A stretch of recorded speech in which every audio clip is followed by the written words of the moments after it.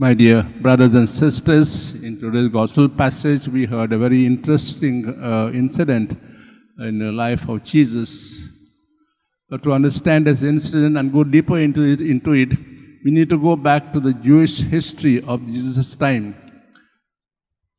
In the time of Jesus, the Jews were under the Romans, which they hated.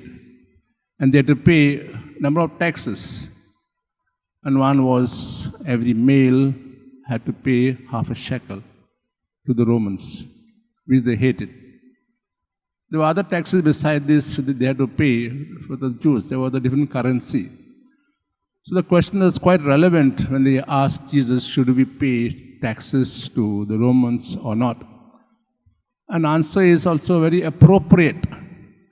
If you see in the answer, Jesus says, render to Caesar what is Caesar's, and to God what is God's. Why is the second part added? It helps us to understand who we are. To whom do we belong? To whom do I belong? To myself, surely. To my family, surely. To my house where I stay, surely. To my province, surely. To society of Jesus at large, surely. Entire world, surely. Because my family, so to say, is the entire world. You, to whom do you belong? Surely yourself, your family, your neighborhood, state, country, the world. Is that all? I think there's more to that. We belong to God. In the book of Genesis, we see at the end of the first chapter, God made us in His own image and likeness. And why is it so?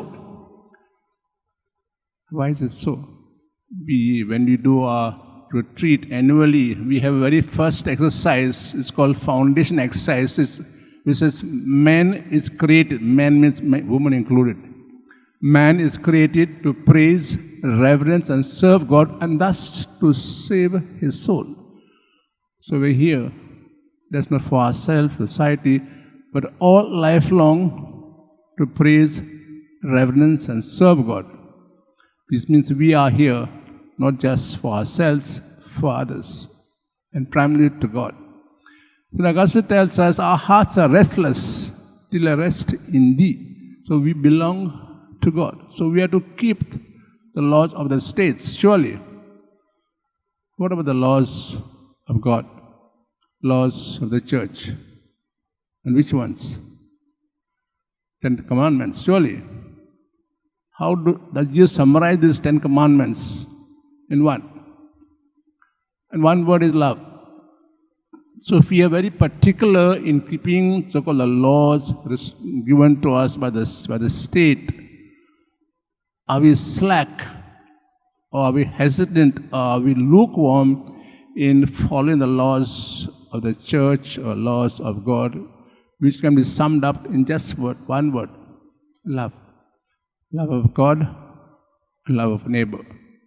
Love neighbor as I love myself. Maybe today you could reflect on this word, on this passage, quite deeper level. To whom do I belong? To myself, or to God, or to others?